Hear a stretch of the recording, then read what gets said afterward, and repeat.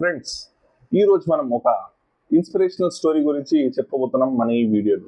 అయితే ఆ inspirational story ఏంటంటే, ఎలా ఒక రిక్షా నడిపే వారి అబ్బాయి ఇండియా టఫెస్ట్ ఎగ్జామ్ అయిన యూపీఎస్సీ సివిల్ సర్వీసెస్ క్రాక్ చేస్తూ ఐఏఎస్ ఆఫీసర్ అయ్యారనేదే ఈరోజు మన video.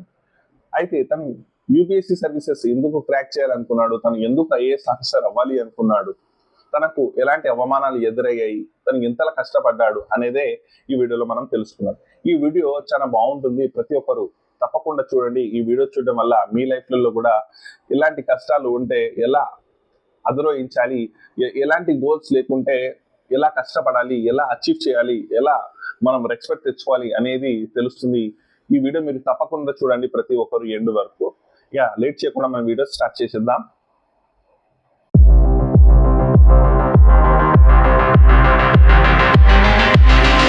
Hi friends, welcome back to my channel Syed talks.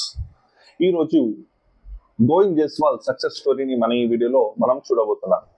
అయితే ఉత్తరప్రదేశ్లోని వారణాసికి చెందిన నారాయణ జైస్వాల్కి 4 పిల్లలు ఉండేవారు. ఆ 4 పిల్లలలో చిట్ట చివరి పిల్లవాడే ఈ గోవింద్ జైస్వాల్. గోవింద్ జైస్వాల్కి 3 అక్కయ్యలు ఉండేవారు. అయితే నారాయణ జైస్వాల్ తన పిల్లల్ని పోషించడానికి రిక్షా నడిపేవారు. రిక్షా పుల్లింగ్ ఉంటుంది, ఆ రిక్షా నడిపేవారు. అయితే ఆ వచ్చిన డబ్బులతోనే వారి యొక్క జీవితం గడిపేది. దాంతో పాటుగా ఈ పిల్లలకు చదువు కోసం స్కూల్స్ పంపించడము, వాళ్ళని చదివించడం అనేది జరిగింది. అయితే చిన్నతనం నుంచి గోవింద్ జైస్వాల్ చదువులలో చాలా చురుకు. ప్రతి ఎగ్జామ్ లో ఫస్ట్ క్లాస్ రావడము, ఎస్ఎస్సి వరకు కూడా చాలా బాగా స్కోర్ చేయడం, ఇంటర్మీడియట్ లో కూడా స్కోర్ చేయడం అనేది మనం చూసాం. అయితే చిన్నపిల్లలు అనగానే వాళ్ళకి ఆటలు, స్పోర్ట్స్ అంటే చాలా ఎక్కువ ఇంట్రెస్ట్ ఉంటుంది. అయితే గోవింద్ జైస్వాల్ కూడా అలానే స్పోర్ట్స్ అంటే చాలా ఇంట్రెస్ట్ ఉండేది. అయితే తను ఏం చేసేది, తన పక్కనున్న ఏరియా పిల్లలతోని వాళ్ళతోని స్పోర్ట్స్ అనేది ఆడేది. ప్రతిరోజు క్రికెట్, ఇలా ఏదో ఒక స్పోర్ట్స్ అనేది ఆడేది. ఒక రోజు ఏం జరిగిందంటే, ఆ పిల్లవాళ్ళ ఇంటికి వెళ్ళడం అనేది జరిగింది. అయితే ఆ మిగతా పిల్లలంతా హై ప్రొఫైల్ పిల్లలు, అంటే వెల్ సెటిల్డ్, సొసైటీలో వెల్ సెటిల్డ్, ఎకనామికల్ గా బాగా స్టేబుల్ ఉన్నవారు. వాళ్ళ ఇంటికి గోవింద్ జైస్వాల్ అనేది వెళ్ళడం జరిగిన తర్వాత ఆ పిల్లలతో మాట్లాడుతూ ఉంటాడు. అయితే అప్పుడే వాళ్ళ పేరెంట్స్ చుట్టుపక్కల వాళ్ళు, వాళ్ళ ఫ్యామిలీకి సంబంధించిన వాళ్ళు ఈ పిల్లల దగ్గరకు వచ్చి, నీకు ఇక్కడ రావాల్సిన అవసరం ఏముంది, నువ్వు ఇక్కడ నుంచి వెళ్ళిపో, ఇలాంటి వాళ్ళని ఎందుకు రాణిస్తున్నావు అని చెప్పి వాళ్ళ పిల్లలను మందగించడము, దాంతో పాటు గోవింద్ జైస్వాల్ని ఇన్సల్ట్ చేసి అక్కడి నుంచి పిలిపించడం అనేది జరిగింది. అయితే గోవింద్ జైస్వాల్ బయటకు వచ్చిన తర్వాత షాక్ అయిపోయాడు. ఎందుకు నన్ను వీళ్ళు ఎల్లగొట్టారు, అసలు నేను చేసిన తప్పేంటి, నేను కేవలం వచ్చి వీళ్ళతో మాట్లాడానే కదా అని చెప్పి బాధపడుతూ ఇంట్లో వారి అమ్మగారితోని ఇలా చెప్పడం జరిగింది. అయితే వాళ్ళ అమ్మ గారు ఏం చెప్పారంటే, వాళ్ళంతా వెల్ సెటిల్డ్, వాళ్ళకు సొసైటీలో ఒక పేరు ఉంది, అందువల్లే నువ్వు ఒక రిక్షా నడిపే వారి అబ్బాయి, అందువల్లే నిన్ను పంపించేశారు వాళ్ళు అని చెప్పి వాళ్ళ అమ్మ చెప్పడం జరిగింది. అయితే మంచి పేరు, మంచి పొజిషన్ రావాలి అంటే ఏం చేయాలమ్మా అని చెప్పి ఆ పిల్లవాడు అడగడం జరిగింది. అయితే మంచి ఉన్నతమైన స్థానానికి వెళ్తే మంచి పేరు ఖచ్చితంగా వస్తుంది అంటే, అప్పటికే తను 10th ఇంటర్మీడియట్ వరకు చదువుకున్నాడు కాబట్టి మంచి పరిజ్ఞానం చదువు పైన, సబ్జెక్ట్స్ పైన ఉన్నది కాబట్టి ఐఏఎస్ ఆఫీసర్ అయితే మంచి రెస్పెక్ట్ దొరుకుతుంది సొసైటీలో అని చెప్పి, ఎలాగైనా ఐఏఎస్ ఆఫీసర్ ఖచ్చితంగా అయిపోవాలని చెప్పి ఫిక్స్ అయిపోతారు ఈ గోవింద్ జైస్వాల్. దాని తర్వాత ఇంటర్మీడియట్ చదువుతారు. దాని తర్వాత ఇంటర్మీడియట్ అయిపోయిన తర్వాత డిగ్రీ కూడా చేస్తారు. డిగ్రీలో మంచి స్కోర్ కూడా చేస్తారు. చిన్నప్పటి నుంచి మ్యాథమెటిక్స్ అంటే గోవింద్ జైస్వాల్కి చాలా ఇంట్రెస్ట్, చాలా బాగా కూడా చేసేవారు. అయితే ఈ ఇంట్రెస్ట్ ని చూసి వాళ్ళ నాన్నగారు ఏం చేశారంటే, సరే ఇంత కష్టపడుతున్నాడు కదా నా అబ్బాయి, ఎలాగైనా మా అబ్బాయికి నేను సపోర్ట్ చేయాలని చెప్పి వాళ్ళ నాన్నగారికి కొంత ల్యాండ్ ఉండేది. ఆ ల్యాండ్ ఏం చేశారంటే వాళ్ళ నాన్నగారు అమ్మేయడం జరిగింది. అమ్మేస్తే దాంతో వచ్చిన డబ్బు ఒక 40,000 రూపాయలు వచ్చాయి.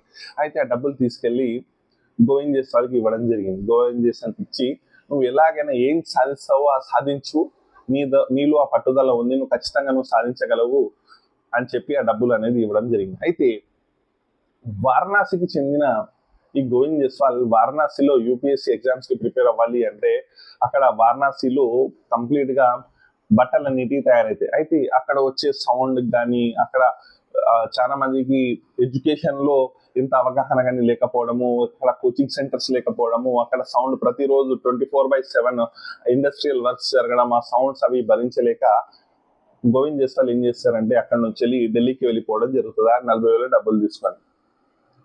అయితే అక్కడికి వెళ్ళిన తర్వాత ఒక్కొక్క ఇన్స్టిట్యూట్లోనే వేలు రూపాయలు ఉంటాయి. అయితే తను ఒక ఇన్స్టిట్యూట్కి వెళ్ళి ఆ ఇన్స్టిట్యూట్లో జాయిన్ అవ్వడం జరుగుతుంది. అక్కడ నుంచి వెళ్ళి ఒక చిన్న ఇల్లు, ఎలా ఆ చిన్న ఇల్లు కూడా అనలేం మనం, చిన్న అంటే చాలా చిన్న స్పేస్. ఎలా అంటే సెల్లార్స్ ఉంటాయి కదా, సెల్లార్స్ లో ఒక చిన్న బాత్రూమ్ అంత ప్లేస్ లో తను ఒక రూమ్ ని ఏర్పాటు చేసుకోవడము, దాంతో పాటు ప్రతిరోజు తన యొక్క నాలెడ్జ్ ని వేరే వాళ్ళకి పంచుతూ, అంటే ట్యూషన్స్ చెప్తూ ఆ వచ్చిన డబ్బులు ప్లస్ వాళ్ళ నాన్నగారు ఇచ్చిన డబ్బులతోని తను అక్కడ కోచింగ్ తీసుకుంటూ ఉండసాగాడు. అయితే ప్రతిరోజు దాదాపు ఒక్కొక్కసారి అయితే 24 గంటలు కూర్చోవడము, నీళ్లు తాగకపోవడము, టీ తాగకపోవడము, లేవకపోవడము, అలానే ఉండిపోయేవాడు. మొత్తం అలానే ప్రాక్టీస్ చేసేవాడు. అంతటి ప్రాక్టీస్ చేస్తుంటే వాళ్ళ ఫ్రెండ్స్ కూడా, లే బాబు కాసేపైనా లే, నువ్వు లేచి మాతో రా, కొంచెం రిలాక్స్ అవ్వు, కంప్లీట్ గా చదివితే నీ మైండ్కి కూడా ఎక్కదు, నీ హెల్త్ కూడా ఖరాబ్ అవుతుందని చెప్పినా కూడా ఇలాంటి మాట వినకుండా తను అది ఎలా అయితే పట్టుదలతో ఒకే పని మీద ఉండేవాడు. అయితే తనకు ఒక టైంలో ఏం జరిగిందంటే, ఒక సీనియర్ వ్యక్తి అంటే 5 అటెంప్ట్స్ యూపీఎస్సీలో ఇచ్చిన తర్వాత తను ఏం చేశాడు అంటే, తనకు రాకపోతే ఆ బుక్స్ ఇచ్చేయడానికి బయటికి వెళ్తుంటే తనకు బుక్స్ లేవని చెప్పి గోవింద్ జైస్వాల్కి తెలుసుకొని ఆ బుక్స్ గోవింద్ జైస్వాల్కి ఇవ్వడం జరిగింది. అయితే అప్పటికి తను మ్యాథమెటిక్స్ లో స్పెసిఫై కదా, తను మరి ఆ స్పెసిఫికేషన్స్ ఉన్న ఆప్షనల్ సబ్జెక్ట్ హిస్టరీ, మరి నీకు ఎలా అంటే, లేదు ఎలా ఏ సబ్జెక్ట్ ఉన్నా పర్లేదు నేను చదువుతానని చెప్పి గోవింద్ జైస్వాల్ చెప్పడం జరిగింది. అయితే ఆ బుక్స్ అన్ని తీసుకొని ప్రతిరోజు కటస్థానం చేసేవాడు. ప్రతిరోజు గంటల తరబడి, ఒక్కొక్కసారి అయితే బాత్రూమ్కి వెళ్లకుండా ఇలా గంటల తరబడి కూర్చొని 18 గంటలు 20 గంటలు తను చదివేవాడు. అయితే ఇంటర్వ్యూలో కూడా ఒక అడిగిన ప్రశ్నకు మీరు ఎన్ని గంటలు కేటాయిస్తూ ఉండేవారు, మీరు ఎలాంటి అడ్వైసెస్ ఇస్తారు కొత్తగా వచ్చిన వాళ్ళకు, యూపీఎస్సీ చదివే వాళ్ళకు అని చెప్పి అడిగితే తను ఒకటే మాట చెప్పారు, ఎలాంటి అడ్వైస్ ఇవ్వడం ఏంటి, ఎన్ని గంటలు చదవడం ఏంటి, అసలు మనం వచ్చిందే చదవడానికి, మనం వచ్చిందే క్రాక్ చేయడానికి, అలాంటప్పుడు మనకు ఒక టాపిక్ వస్తుంది అన్నప్పుడు మనం ఎన్ని గంటలైనా కూర్చొని ఆ టాపిక్ కంప్లీట్ అయిపోయే వరకు మనం వెళ్ళొద్దు అని చెప్పి ఇంటర్వ్యూలో కూడా చెప్పడం జరిగింది. మీరు ఎన్ని గంటలు ఇట్లా ప్రయత్నించారు అంటే, నేను ప్రతిరోజు ఇన్ని గంటలు 18 నుంచి 20 గంటలు కూర్చునేవాడిని. అలా ఎలా కూర్చునేవారు అంటే, నన్ను టెస్ట్ చేసుకునేవాడిని. నాకు ఇంటర్మీడియట్ ఎగ్జామ్స్ అయ్యేప్పుడు, నాకు డిగ్రీ ఎగ్జామ్స్ అయినప్పుడు నేను ఒకే రూమ్ లో ఇంతసేపు నేను ఎలా గడిపేవాడినో మా ఇంట్లో కూడా నేను అలాగే గడిపేవాడిని. అలా అది నాకు చాలా ప్రాక్టీస్ అయిందని చెప్పి ఇంటర్వ్యూలో చెప్పడం జరిగింది. అయితే ఒకానొక టైంలో వాళ్ళ సిస్టర్ కూడా ఫోన్ చేయడం జరిగింది, ఇట్లా నాన్నగారికి ఇట్లా యాక్సిడెంట్ జరిగింది, కాలికి దెబ్బ జరిగింది అని చెప్తే తను ఒకే మాట చెప్పారు, నాన్నగారి గురించి డీటెయిల్స్ తెలుసుకున్న తర్వాత మళ్ళీ ఏదైనా జరిగితే నాకు కాల్ చేయకండి, ఎందుకంటే నేను ఒకవేళ అక్కడికి వస్తే ఏదైనా నాన్నగారికి జరిగితే నేను ఇక్కడ నుంచి 10-15 డేస్ మీకు కేటాయించాల్సి వస్తుంది. అలా నేను కేటాయిస్తే నేను నా యొక్క రూట్ లో నేను చేర్చుకోలేను, నా యొక్క గమ్యానికి నేను వెళ్ళలేనని చెప్పి వాళ్ళ సిస్టర్కి చెప్పడం జరుగుతుంది. అంటే తనకు ఎంత నిబద్ధత ఉన్నది, తను ఎలాగైనా యూపీఎస్సీ సివిల్ సర్వీస్ లో సివిల్స్ సాధించాలని చెప్పి పట్టుదలతో కలిగి ఉన్నాడు. అయితే దాని తర్వాత మాట్లాడిన తర్వాత యూపీఎస్సీ ఎగ్జామ్స్ అనేటివి వస్తాయి, సివిల్ సర్వీస్ ఎగ్జామ్స్. ఆ సివిల్ సర్వీస్ ఎగ్జామ్స్ లలో కూడా తను కష్టపడి ఎంతైతే కష్టపడ్డాడో అదంతా దానికి ప్రతిఫలంగా తనకు ఆల్ ఇండియాలో 23rd ర్యాంక్, ఇండియాలోనే 23rd ర్యాంక్ అనేది రావడం జరుగుతుంది. తను 2006 యూపీఎస్సీ బ్యాచ్ కి చెందిన ఐఏఎస్ ఆఫీసర్ 23rd ర్యాంక్ అనేది అచీవ్ చేయడం అనేది జరిగింది. అంటే తను ఎంత కష్టపడ్డాడనేది మనం ముందు చూడొచ్చు. ఎందుకంటే తనకు జరిగిన అవమానం వల్ల ఎలాగైనా సొసైటీలో మంచి పేరు తెచ్చుకోవాలని చెప్పి తను ఐఏఎస్ ఆఫీసర్ అవ్వాలి అనుకుంటాడు. దాని తర్వాత తను ఎంత కష్టపడ్డాడు, వాళ్ళ నాన్న వాళ్ళకున్న పొలాన్ని అమ్మేసి తనకి ఇచ్చేసిన తర్వాత, నువ్వు ఎన్ని సంవత్సరాలు పడతాయి నాన్న అంటే 2 సంవత్సరాలు పడతాయి అని చెప్పి ఆ 2 సంవత్సరాలు ఢిల్లీకి వచ్చి, ఢిల్లీలో తనకు బుక్స్ లేకున్నా వేరే వాళ్ళ నుంచి బుక్స్ తీసుకొని అదే బుక్స్ ని ప్రిపేర్ అయ్యి ప్రతిరోజు 18 నుంచి 20 గంటలు, ఒక్కొక్కసారి 24 గంటలు పండుకునేవాడు కాదంట తను ఇంటర్వ్యూలో చెప్పిన దాని ప్రకారం. అంత కష్టపడి తన హెల్త్ పాడు చేసుకొని దాదాపు మళ్ళీ 1 సంవత్సరంన్నర పట్టిందంట తన హెల్త్ రికవర్ కావడానికి. అంత కష్టపడి పట్టు వదలని విక్రమార్కుల్లా ఎలాగైనా ఐఏఎస్ ఆఫీసర్ అవ్వాలని చెప్పి అంత కష్టపడి ఈ రోజు ఐఏఎస్ ఆఫీసర్ అవ్వడం జరిగింది. తను గోవా క్యాడర్ కి చెందిన ఐఏఎస్ ఆఫీసర్ గా మనం చూస్తూ ఉన్నాము.